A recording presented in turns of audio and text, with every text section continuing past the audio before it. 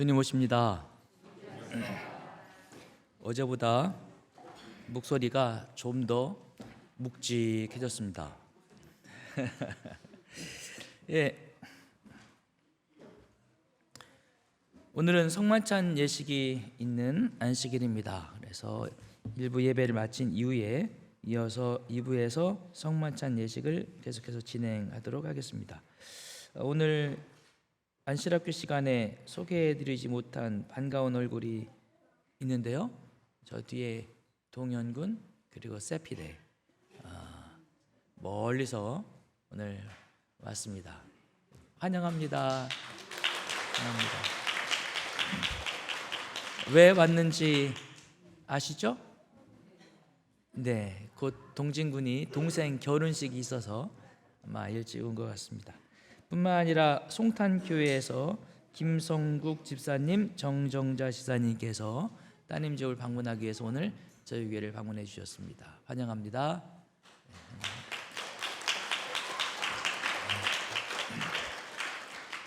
유대인들은 여전히 유월절을 지키고 있는데 2024년 4월 21일부터 23일까지가 유월절 기간입니다. 제가 시대의 소망을 읽는 걸 보니까 이번 주에 우리가 재판 받으시는 예수님의 모습을 보았고, 이제 다음 주에 십자가에 못 박히시는 예수님을 보고, 그 다음 주에 다 이루었다라고 말씀하시면서 운명하시는 예수님을 읽게 되는데, 유월절 기간하고 딱 맞더라고요. 그래서 예수님의 마지막 삶을 잘 읽고 명상하면서 여러분 모두가 영적으로 은혜 받는 시간 되시고 예수님을 가까이서 만나는 시간 되시기를 바랍니다. 오늘은 2부에 성만찬 예식이 있기 때문에 1부에 저에게 주어진 말씀의 시간이 긴 시간은 아니기에 한 가지 내용을 함께 다루어 보려고 합니다. 이번 주에 우리는 빌라도의 법정에서를 읽었습니다. 그러니까 오늘은 설교를 하면 누구에 대한 설교를 해야 되겠어요? 빌라도. 오늘은 헤롯 이야기를 좀 하려고 합니다. 말씀의 제목은 되돌려 보냈다라는 것입니다. 이번 주에 읽은 말씀을 읽으면서 제 마음속에 참 안타까운 사람이 있었다면 빌라도도 참 안타까운 사람이고 헤롯도 참 안타까운 사람이어서 헤롯의 이야기를 잠시 한 후에 성만찬 예식을 가지려고 합니다. 헤롯 이야기 하기 전에 광고 한 가지, 소식 한 가지 전해드리면, 소리가 안 나는군요. 거부당한 수험생이 이의를 제기해 최종 승소했습니다.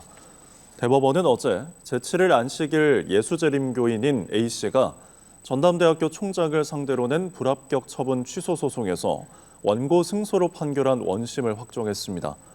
A씨는 로스쿨 면접 전 대학 측에 안식일인 토요일 주간에 면접에 응시할 수 없다며 이의 신청서를 제출했지만 받아들여지지 않았습니다. 대법원은 로스쿨 측이 헌법이 보장하는 실질적 평등을 실현할 의무와 책무를 부담한다고 판단했습니다. 네, 그래서 제가 알고 있기로 내포교회 교인으로 알고 있는데요. 로스쿨 시험을 보는데 안식일날 면접이 있어서 나는 신앙의 이유 때문에 면접 날짜를 좀 수정해 주십시오라고 했더니 불합격시켰고요. 그래서 법원에 소송을 냈는데 며칠 전에 드디어 대법원에서 승소 판결이 났습니다. 한 사람의 승소로 끝나는 것이 아니고 이렇게 대법원에서 한번 안식일을 지킬 수 있도록 보장해 주는 것이 맞다라는 판결이 한번 나면 그 다음에는 그와 같은 판례가 남아서 더 많은 이들이 안식일 시험 관련된 불이익에서부터 조금 좋은 결과들을 얻을 수 있지 않을까 하는 생각이 들어서 우리 교단으로서는 참 반가운 소식입니다. 소식을 전해드렸고요. 더 많은 이들이 안식일을 잘 지키면서 주님 안에서 성장하는 재림 청년들이 되어지기를 간절히 바랍니다. 죽을 뻔한 사람이 있고 살 뻔한 사람이 있습니다. 이번 주에 대만에서 지진이 났는데 영상을 보니까 한 영상을 보고 제가 깜짝 놀랐어요. 산길을 차가 올라가다가 앞에서 흙먼지가 나니까 이 차가 잠시 멈췄다가 뒤로 막 후진을 하는 사이에 집채만한 바위 덩어리가 길 위로 막 쏟아져 내렸어요. 피하지 않았다면 그대로 아마. 그런데 이 차가 막 뒤로 후진을 하다가 잠시 멈췄어요. 멈추지 말고 계속 갔어야 되는데 잠시 멈춘 사이에 또 다른 바위 덩어리가 굴러내리면서 트렁크 부분을 쳤어요. 나중에 보니까 다행히 운전자가 생명은 건졌다고 말하더라고요. 감사하죠? 뭐 할 뻔한 사람? 죽을 뻔한 사람. 죽을 뻔했다는 얘기는 보통은 겪지 않아도 되는, 겪고 싶지 않은 어떤 두려운 일을 또는 놀라운 일, 생명에 위급한 일을 겪었다는 거죠. 여러분, 이런 일을 겪고 겨우 살아난 죽을 뻔한 사람과 살 뻔한 사람, 누가 더 행운합니까? 살 뻔한 사람은 뭐 했단 얘기예요? 죽을 뻔한 사람은 고난은 있었지만 그러나 살아났다는 얘기입니다. 오늘 이번 주 시대의 소망을 읽으면서 살 뻔했는데 죽은 사람 이야기가 있습니다. 그게 누구예요? 저는 그게 헤롯이라고 생각합니다. 본문의 말씀 누가복음 23장 6절로 10절입니다. 헤롯이 예수를 보고 매우 기뻐하니 이는 그의 소문을 들었으므로 보고자 한지 오래되었고 또한 무엇이나 이적 행하심을 볼까 바랐던 연고로라. 여러 말로 물으나 아무 말도 대답하지 아니하시니 대제사장들과 서기관들이 서서 힘써 고발하더라. 헤롯이 그 군대들과 함께 예수를 업신여기며 희롱하고 빛난 옷을 입혀 빌라도에게 뭐 했다고요? 돌아보내니. 이 성경절을 현대어 성경에서는 이렇게 번역했습니다. 그러자 헤롯은 그의 경비병들과 함께 예수를 모욕하고 조롱한 다음 화려한 옷을 입혀서 빌라도에게 되돌려 보냈다. 예수님을 되돌려 보냈어요. 헤롯은 어떤 사람이죠? 성경에 헤롯이라는 인물이 여러 명이 등장하는데 우리가 가장 잘 알고 있는 첫 번째 인물은 헤롯 대왕입니다. 예수님 이 땅에 태어나실 때 그때 2살 미만의 아이는 다 죽여라 이런 명령을 내렸던 사람이 헤롯 대왕이고 또 예수님 당시에 성전을 지은 예수님 당시에 크고 화려한 성전이 서 있었잖아요. 이 성전을 짓기 시작하고 건축했던 사람이 헤롯 대왕이라는 사람이에요. 이 사람이 죽은 다음에 그의 아들이 이렇게 여러 명이 있는데 그 중에 가운데 헤롯 안티파스라는 사람이 이스라엘 땅의 북쪽을 물려받아서 다스리고 있었고요. 오늘 본문에 나오는 헤롯은 바로 이 헤롯 안티파스라는 사람입니다. 이 사람은 여러분이 어떤 장면 속에서 이 사람을 잘 알고 있는가 하면 이런 장면 속에서 잘 알고 있는데요. 헤롯 대왕의 다섯 번째 아들, 막내 아들 아리스토브 4세가 딸을 낳습니다. 그 딸 이름이 누구냐면 헤로디아라는 딸이에요. 기억나세요? 헤로디아가 결혼을 합니다. 누구랑 결혼하는가 하면 위에 있는 빌립보 2세랑 결혼합니다. 그러니까 빌립보 즉 다른 말로 하면 삼촌이랑 결혼한 거죠. 그렇죠? 이거 당시 로마의 문화를 받아들였기 때문에 그래요. 로마의 왕족들은 자신의 왕족의 그 혈통을 유지하고 섞지 않으려고 친족들끼리 결혼하는 예가 좀 많이 있었습니다.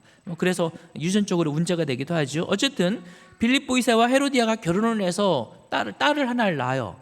그리고 잘 사는데 그 사이에 누가 끼어드는가 하면 헤롯 안티파스가 끼어듭니다. 그래서 빌립보 2세와 헤로디아를 이혼시키다시피 해요. 그리고 헤롯 안티파스가 헤로디아를 데리고 갑니다. 거의 빼앗아 가죠. 그리고 결혼을 해요. 이 사실에 대하여 누가? 침례 요한이 엄하게 그들의 죄를 묻습니다. 분봉왕 헤롯은 그 동생의 아내 헤로디아의 일과 또 그의 행한 모든 악한 일을 인하여 요한에게 책망을 받았다. 그래요. 아마 그림에 있는 이 장면일 수도 있고요. 아니면 요한이 왕을 직접 대면하지 않고 말했을 수도 있지만, 그러나 분명한 것은 후에 요한을 잡아온 헤롯과 요한은 틀림없이 대면하였을 것입니다. 분명한 것은 요한은 헤롯 왕의 죄에 대하여 정확하게 지적합니다. 죄를 지적하는 이유가 뭘까요? 죄를 지적하는 이유는 심판하기 위해서가 아닙니다. 심판은 하나님께서 하시는 것이고요. 헤롯을 통해서 죄를 알려주시고 깨닫게 하신 이유는 회개라는 것입니다. 이건 잘못이다. 회개해라. 침례요한은 군중들을 향하여 회개의 기배를 전했을 뿐만 아니라 왕을 향하여도 담대하게 회개의 기배를 전합니다. 그래서 헤롯은 자신의 죄에 대하여 요한을 통하여 분명한 가르침을 받게 됩니다. 하나님의 은혜죠. 하나님의 은혜예요. 아무도 말해주지 않았다면 헤롯은 자신의 죄에 대하여 돌이켜볼 기회가 없었을 것입니다. 그러나 헤롯은 음성을 들었습니다. 음성을 들은 헤롯이 어떻게 했죠? 양심의 가책을 받았을까요? 가책을 받았어요. 그의 아내 헤로디아는 양심의 가책을 받은 게 아니라 화를 내죠. 그리고 요한을 죽이라고 왕에게 설득하지만 헤롯은 그가 받은 양심의 가책 때문에 그 일을 하지 못합니다. 그는 회개할 기회를 지금 얻은 것입니다. 하지만 잔칫날 여러분이 아시는 것처럼 헤로디아의 딸 살로메가 춤을 추고 춤값으로 무엇을 원하느냐 다 주겠다라는 약속을 하고 약속에 대한 답으로 요한의 머리를 요구하자 어쩔 수 없이 요한의 머리를 잘라 죽입니다. 그리고 나서 시간이 흘렀어요. 얼마의 시간이 흘렀는가 하면 2년 6개월 정도의 시간이 흐릅니다. 그 2년 6개월 동안 헤롯은 어떤 삶을 살았을까요? 두 가지를 상상할 수 있어요. 첫째는 죽은 요한의 모습을 바라보면서 더 양심이 괴롭고 힘들었을 수도 있습니다. 그래서 예수님이 막 인기를 얻기 시작하니까 헤롯은 두려웠어요. 죽은 요한이 살아난 거 아니냐? 그의 양심이 두려움으로 바뀐 것입니다. 그러나 시간이 흐르면서 그의 양심은 점점 무뎌집니다. 뭐하지 않기 때문인가 하면 그 양심 속에 들려온 하나님의 음성에 대하여 반응하지 않고 시간이 지나가는 것입니다. 시간이 지나갔어요. 양심이 점점 무뎌졌죠. 그리고 2년 6개월 후에 그는 다른 사람을 만납니다. 누구 만나요? 예수님을 만나죠. 빌라도가 예수님을 재판하다가 예수님이 나사렛 사람이라는 소식을 듣고 나사렛은 이스라엘 땅의 북쪽이니까 그 지역을 다스리는 현재의 왕이 헤롯이에요. 헤롯이 마침 6월절 명절을 지키기 위해서 예루살렘에 왔다는 소식을 들은 다음에 그럼 너가 사는 데가 나사렛이니까 거기를 다스리는 헤롯에게 가서 재판받아라. 난 너 재판하기 싫다. 돌려보냈어요.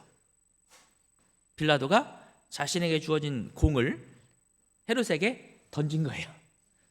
헤롯이 예수님을 만나게 됩니다. 예수님을 만난 헤롯에 대하여 오늘 읽은 본문은 제일 먼저 뭐라고 말하는가 하면 헤롯은 기뻤다 이렇게 말해요. 기뻤다. 원어의 의미를 정확하게 해석하면 무슨 말인가 하면 행복했다. 예수님 만나면 행복합니까? 여러분도 예수님 만나서 행복하세요? 헤롯도 행복했어요. 헤롯 왜 행복했을까요? 뭐라고요?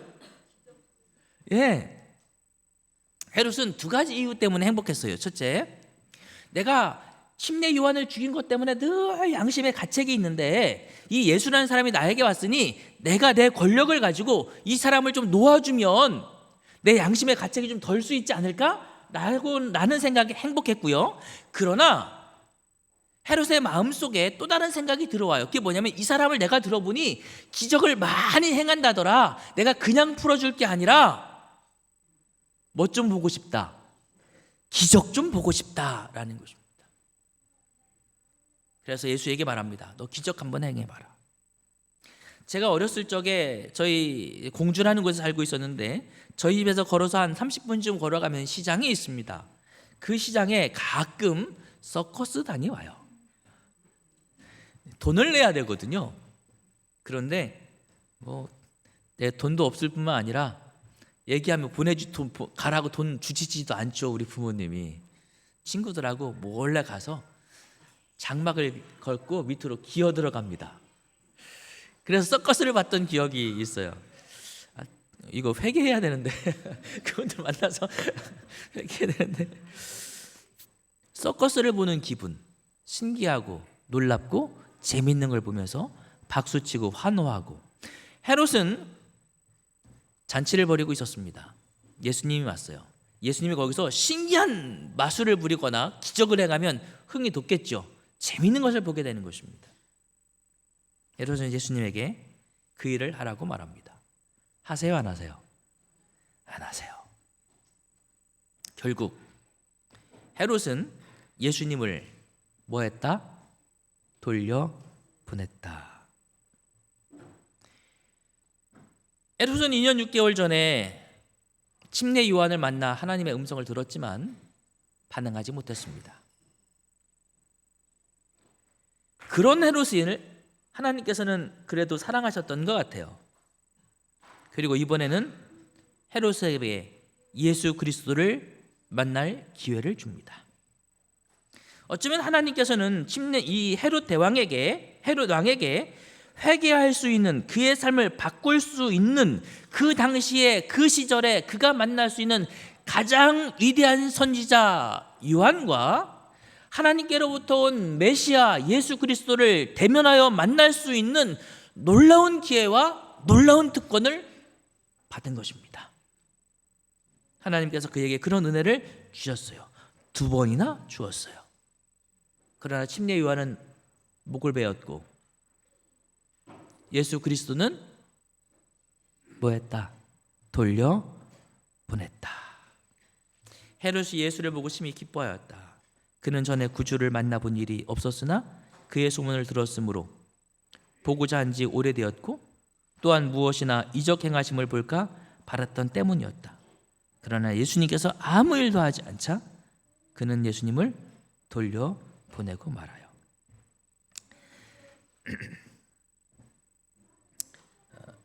헤로디아가 침례 요한의 머리를 요구할 때 공포에 떨던 그때보다 지금 헤롯의 양심은 훨씬 덜 민감하였다. 한동안 헤롯은 그가 저지른 무서운 행위에 대한 양심의 가책으로 심한 고통을 느꼈으나 음탕한 생애로 인하여 그의 도덕적 지각은 점점 뭐했다고요? 마비되어 갔어요. 사랑하는 믿음의 성도 여러분, 주께서 주신 회개의 기회를 거절했을 때 우리의 양심은 더 무뎌집니다. 결국 메시아를 만났지만 그러나 그럼에도 불구하고 헤롯은 더 무뎌진 마음으로, 더 완고한 마음으로 오직 기적과 같은 사소한 것을 요구할 뿐입니다. 예수님께서 침묵하세요. 여러분, 예수님께서 왜 침묵하셨을까요? 왜 침묵하셨을까요? 어쩌면 침례 요한처럼 예수님께서 헤롯에게 회개해라 이러실 수도 있잖아요. 그렇죠? 이건 잘못이야 이럴 수도 있고요. 예수님은 침묵하세요. 사랑하는 믿음의 성도 여러분,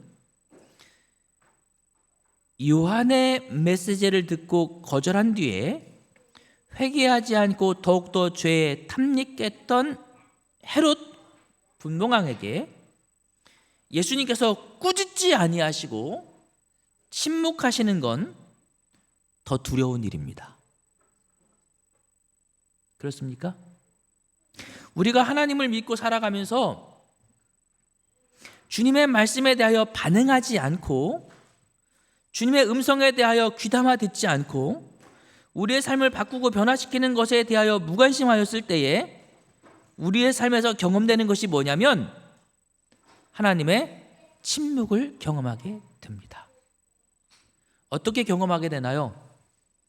성경을 읽어도 마음에 아무 동요가 없는 침묵을 경험하게 됩니다. 예언의 신을 읽으면서도 의무적으로 읽어야 되니까 읽긴 하지만 마음에 느낌이 없는 침묵을 경험하게 됩니다. 기도가 잘 되지 않을 뿐만 아니라 형식적인 기도만 나오는 하나님의 침묵을 경험하게 됩니다. 오늘 우리에게 가장 두려운 것은 그런 침묵입니다.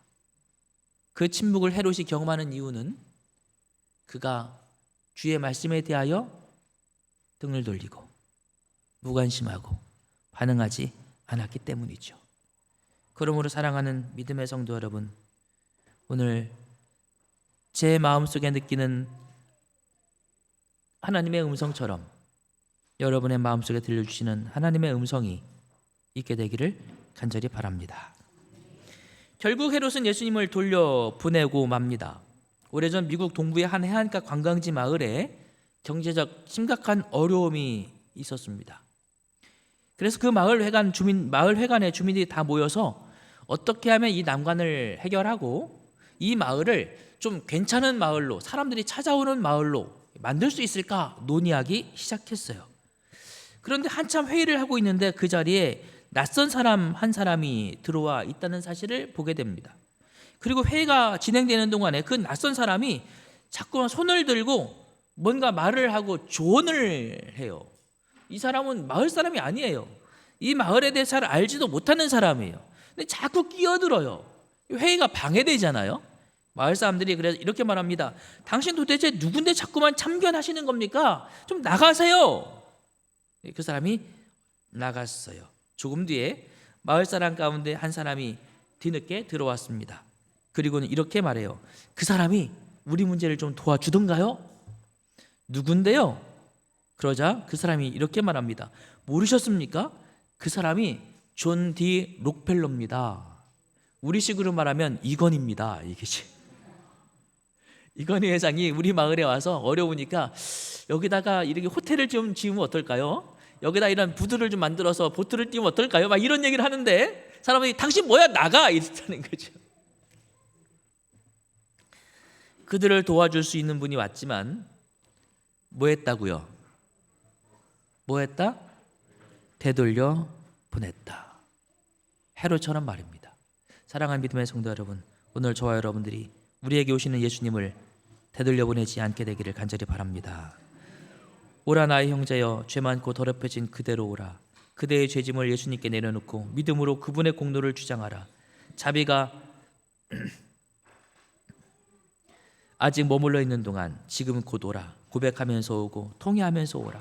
하나님께서는 충분하게 용서해 주실 것이다. 또 하나의 다른 기회를 등한히 하고자 하지 말라. 죽은 상태에서 일어나서 그리스도께서 그대에게 빚을 주기 위하여 지금 그대에게 호소하는 자비의 음성에 귀를 기울이라. 지금 매 순간은 보이지 않는 세계의 운명과 직접 관련되는 것처럼 보인다. 그러므로 그대의 교만과 불신이 제공된 자비를 더 한층 크게 거절하는 경지로 이끌어가지 않게 하라. 그대가 만일 그렇게 된다면 그대는 마침내 추수할 때가 지나고 여름이 다하였으나 우리는 구원을 얻지 못한다. 여러분, 헤롯에게 예수님을 누가 보냈어요? 빌라도가 보냈어요. 예수님은 다양한 경로를 통해서 우리에게 오십니다. 말씀을 통해서도 오시고, 양심을 통해서도 말씀하시고, 형제를 통해서도 말씀하시고, 때로는 장로님을 통해서도 말씀하시고, 때로는 목회자를 통해서도 말씀하시고, 때로는 빌라도 같은 죄인을 통해서도 나에게 말씀하십니다. 언제든지 주의 음성이 우리 마음속에 들려질 때에 돌려보내지 마시고 삭개오처럼, 혈루병 걸린 여인처럼, 바디메오처럼 예수님을 영접하시고 붙잡는 성도들이 되시기를 바라면서 말씀을 마치겠습니다.